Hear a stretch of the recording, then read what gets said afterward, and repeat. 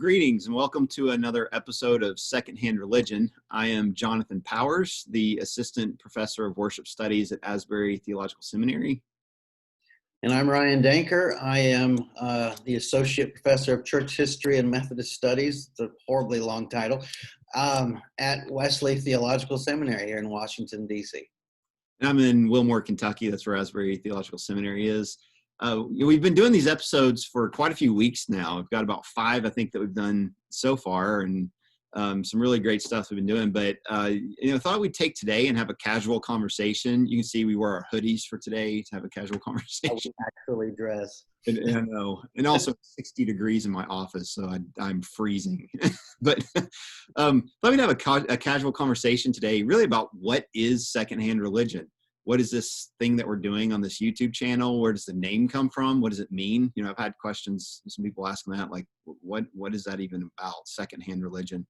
And how we got started doing this, and just a little bit about how Ryan and I even know each other. Like, why do we have a guy in Wilmore in Washington, D.C.? Did y'all just randomly click a Twitter follower and decide we're going to do a video, or was it something else? It's not too different than that, but we've only known each other over Twitter.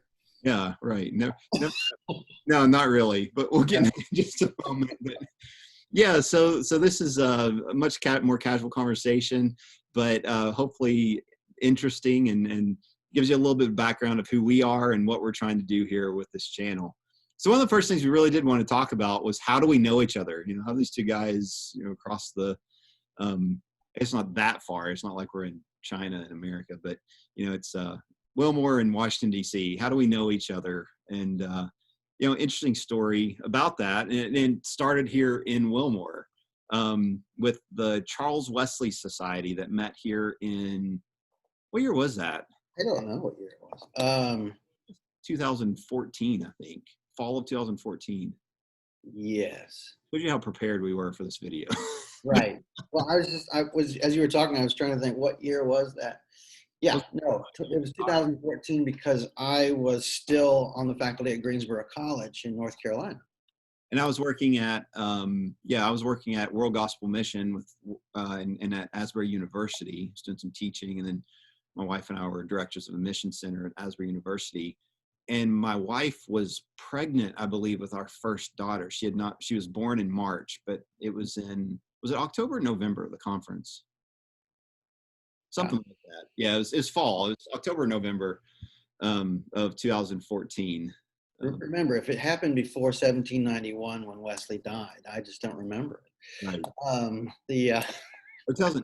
I'm sorry, that'd been 2013 because my wife was pregnant. So it's 2013. I'm sorry, because I was born in 2014.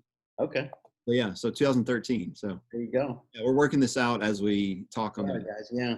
But we met because of Dean McIntyre. Right. He doesn't know this. He doesn't. No, but maybe he will now.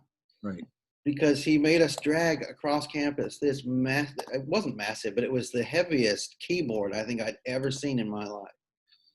Of course, I don't really drag around keyboards very much. Sure. Yeah. Well, and we were so part of the Charles Wesley Society is we do a hymn sing, and for the final hymn sing, that he had a keyboard, and I was helping him transport it, and I was beginning to take it up to a building, and Ryan happened to be coming. He was at the conference. We were both attending this conference together, and I was assisting with some of the details of the conference because it was in Wilmore and I lived in Wilmore. Ryan was attending, and we happened to cross paths, and he happened to so graciously say, "Hey, do you need a hand?" And I said yes, and he didn't know what he was getting into. Well, no, because not only did I have to drag that thing around campus, but look at us now, apparently 7 years later. Right, exactly. Yeah, doing a video together. So it all started because of that keyboard. We can blame all this on that keyboard. Yeah, yeah. Because it was a strenuous exercise. And of course, before that experience with you, I actually, and you know this, I'm not saying anything you don't know, but I thought you were a student. Right.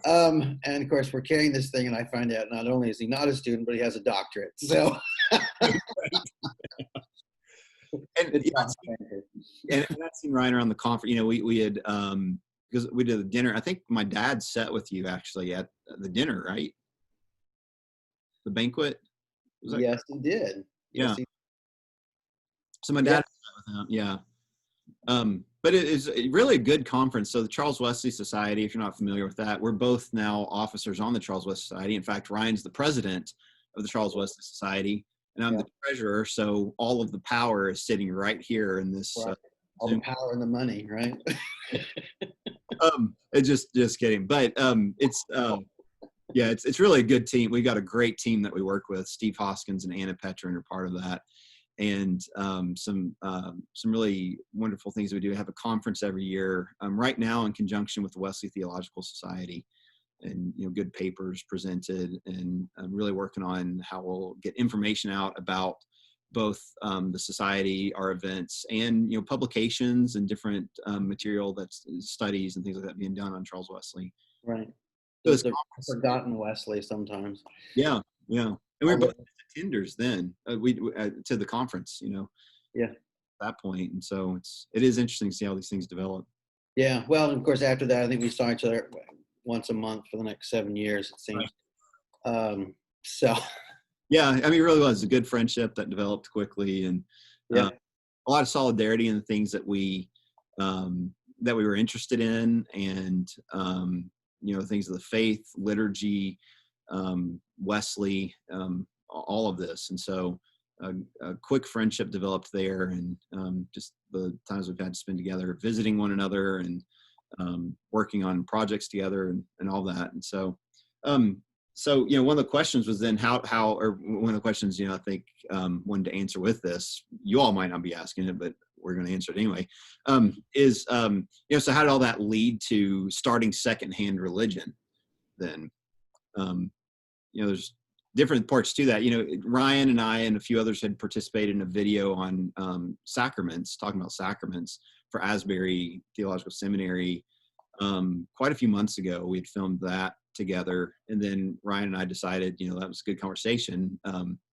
We had gotten some questions from students and some emails in about different liturgical things. Specifically for me, a couple students had asked me, I'm trying to understand the Ascension, and why is this an important Sunday, and what does this really mean for us as Christians? And so Ryan and I had gotten with another friend, Britt Fraser. Yeah. Who was a natural at this, and of course, to give you an idea. So I met Britt when she was a student at Virginia Theological Seminary, which is right here. I mean, it's just 5 minutes from me. A great Episcopalian seminary, and she's now on the staff at All Saints Chevy Chase, Maryland, which is it's across the street from DC. To give you, for those of you who don't know the geography here. But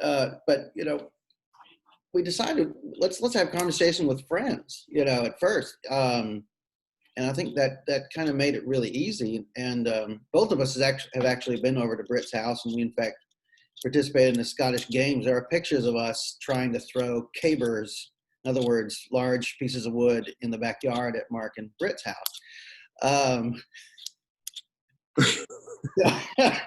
We won't show those on the video. Right. Yeah. It's fun. Yeah, a lot of fun Scottish games that we participated in. Life should be fun. We're high church. We're not Puritans.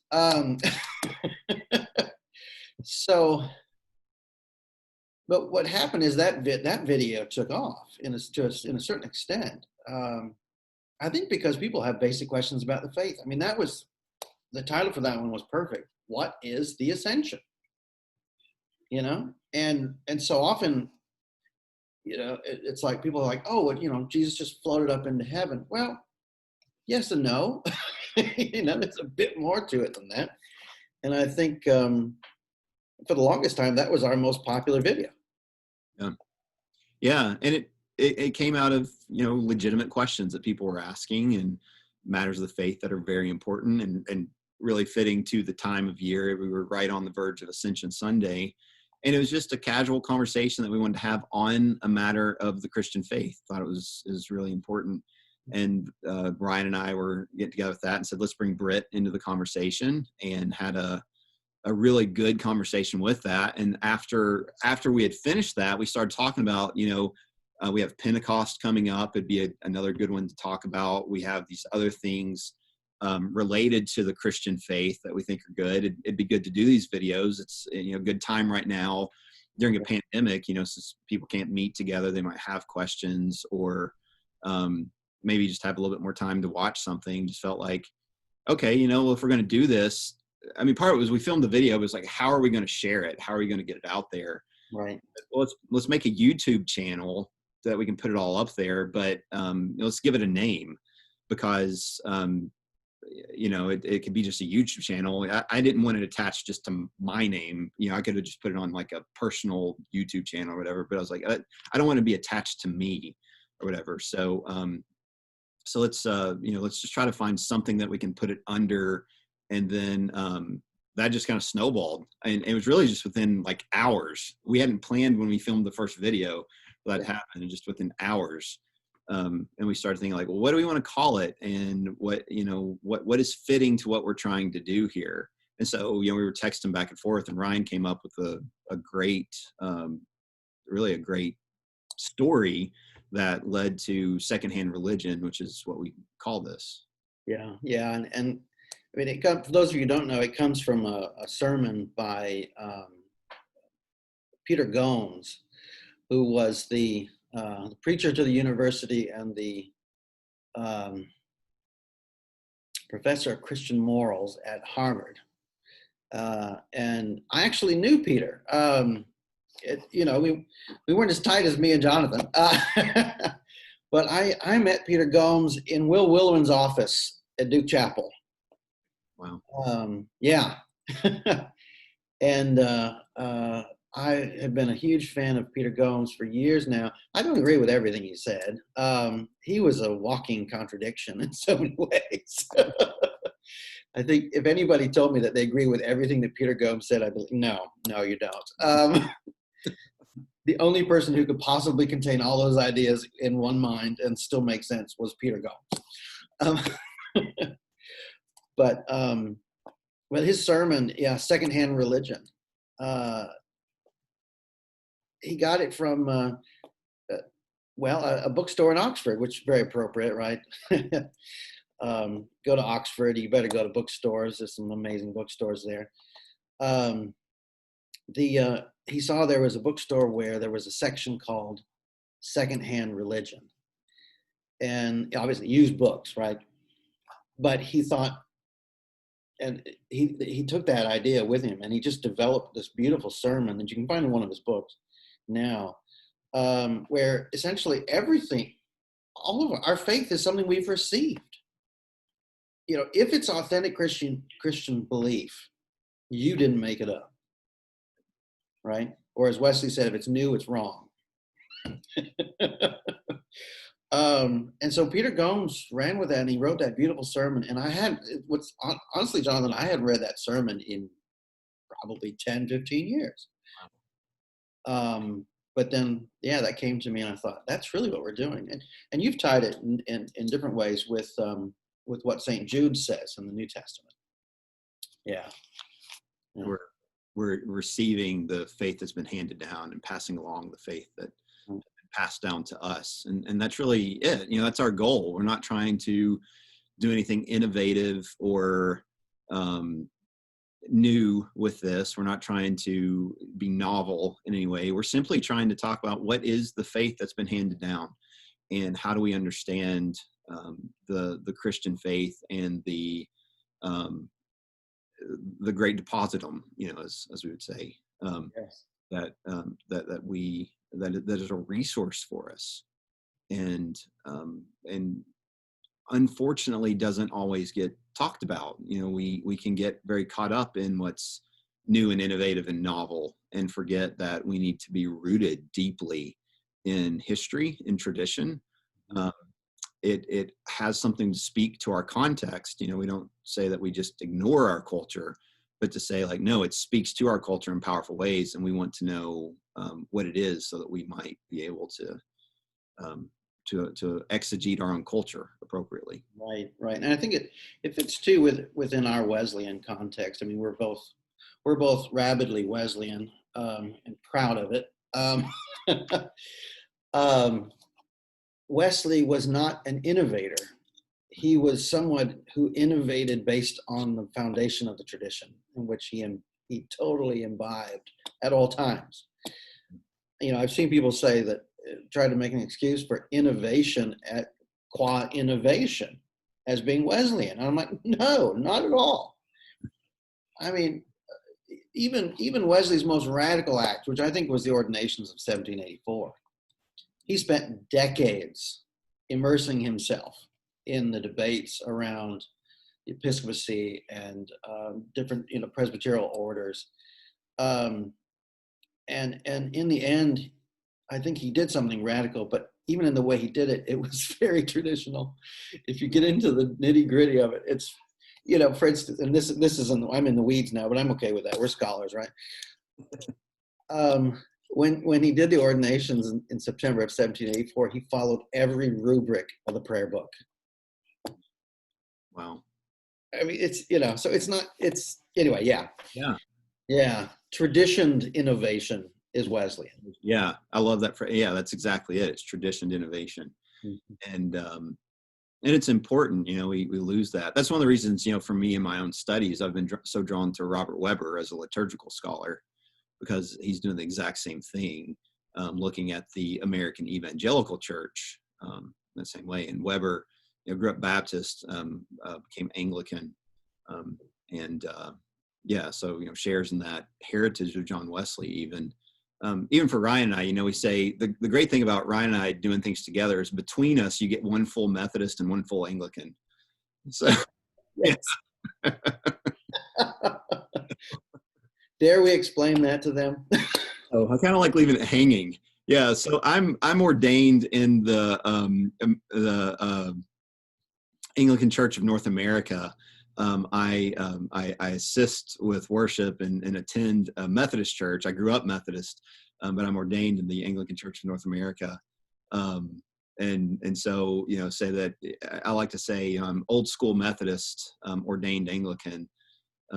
But like Wesley, I'm ordained Wesley, or I'm ordained Anglican, but like to hang out with the Methodists. So yeah, and then yeah. Well, and I'm a lot more like Charles Wesley in this regard, I guess. Right, I am a member, an active member of the United Methodist Church, Grace United Methodist in Greensboro, North Carolina, is still where my membership resides. But you'll often find me hanging out with Episcopalians. I'll admit it. And they get a kick out of me, and I get a kick out of them. So I received an email the other day from the provost at BTS, and she said she described me as their favorite Anglo-Catholic Methodist. Nice. Or was it Methodist Anglo-Catholic? I don't know.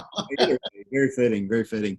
Which, you know, I mean, that showed, like the last video that we published was what is Anglo-Catholicism, and it's been our biggest video so far, and some great material in there. And, you know, we've got a lot of folks that are interested in Anglicanism and in the history, you know, of the church, and even the history of Methodism and its Anglican roots. And you know, that's where we are, and as well as how that plays out into today with certain you know, implications. Well, and I discovered Anglo-Catholicism when I went to grad school in Boston, because the Church of the Advent is up there, and it's just this amazing experience. I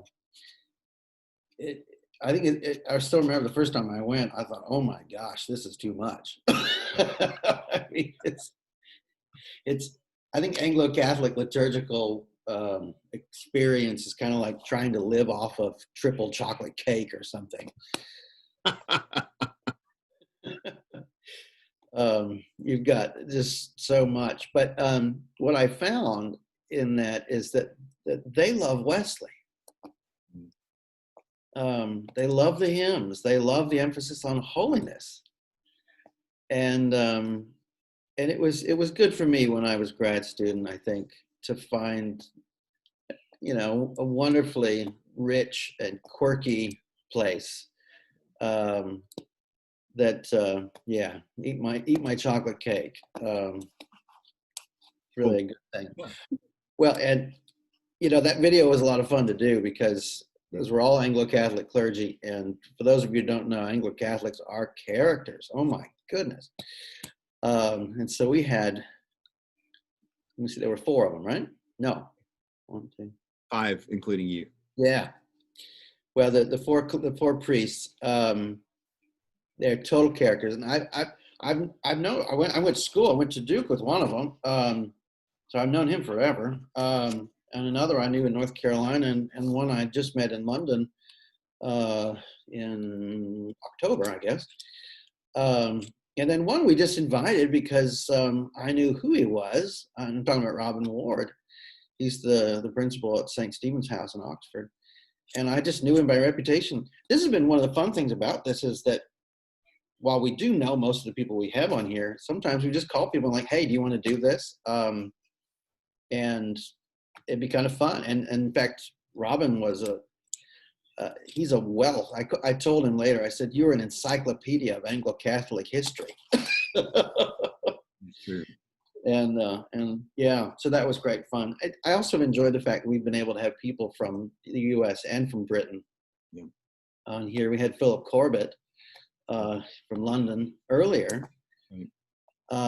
You, me, Philip, and Ruth Ann Rees. Yeah, so that was. Yeah, I mean, it's been so neat. Yeah, and we've got a lot of fun things planned. Still working out details on some of those, but we've got some really ready to go in some of our future episodes. Looking at like, what is the atonement? That we've talked about that one. That's a crucial thing for us to understand as Christians. Yeah. We stand in space, so we're working on that. Ryan's working on one on why is John Wesley important, or why John Wesley, like why Yep. we focus so much on him and have studies on him, with a great panel. Yeah, I mean, so far, well, my field is Wesley Studies, and so I've contacted some of the other guys. Sorry, they're all guys. That is the nature of Wesley Studies at the moment. But Ted Campbell has agreed from SMU, and then your colleague Jonathan, Ken Collins at Asbury has agreed, and I'm waiting for one. I'm not going to say who it is, but he can get back to me in due time. Yeah. But yeah, I'm going to ask some fun questions like, why did you dedicate your life to the study of this, quirky 18th century Englishman? John Wesley was quirky. Yeah. I'm also going to ask him, is there anything in Wesley you don't agree with? That's good. That's really. Yeah. I mean, we, as people in the Wesleyan movement, we've never claimed that he's infallible. Right. At least we haven't admitted to claiming that. Right. That's true. That's true. Yeah, I mean, there's some really, that's going to be a great discussion. I'm really excited for that one. We're going to talk. We have a friend, Justice Hunter, that just published a book, "What If Adam Had Not Sinned," and we're going to talk to him. Heads up, Justice, we're going to talk to you. Which I don't know if you'll ever watch this anyway, but we're going to talk to you, Justice. Try to have him on, because think about that question. Just the title of the book alone. What if Adam had not sinned? Is that something you ever considered? What does that mean? So I think there's going to be some really neat discussions on that. Yeah. Actually, maybe Justice will find it. Maybe we should tag everybody we mention in this video. Yeah, let's do that. Because I'm also thinking about doing one, because I'm on the Methodist Catholic Dialogue. And so I'm thinking about doing one with some of the Catholic participants on the dialogue, especially Kim Belcher from Notre Dame. So I'm going to tag her. And then Bishop David Talley, who's the Bishop of Memphis, Tennessee. And just both of them are just fantastic, faithful people. Yeah. Some others, maybe do, with some of my contacts with Robert Weber, do something on him. Do something on, look at some of the old, the ancient heresies that have been around in the church, and how do we see them manifest again today within our own context. Maybe look at some of those. Talked about, continuing like we did with the Ascension, specific liturgical seasons and liturgical feast days and saints of the church, to talk about them and what the importance is. And really, as I said before we started to record, my goal is for all Methodists to start celebrating the feast of St. Michael and all angels, known as Michaelmas. Um, Yeah. so we'll see if that works, right? Right. Yeah. Yeah. I have to wait to hear why we think. Right. We won't know until late September. Yeah. But we were just saying too, today, the day that we're filming this is the feast day of of John the Baptist. Yep. The Nativity. The Nativity of John the Baptist. Yeah. Thank you. Right. Yeah. The Nativity of John the Baptist. Well, that's important because most feast days fall on the day that they died. Right. That's true. Yeah. It's rare that you get, acknowledged on the day of your birth. So really only a couple that do. It's true, actually. John Jesus. Yeah. It's normally because of Jesus. Right. Take Christmas and back up. Right. Yeah.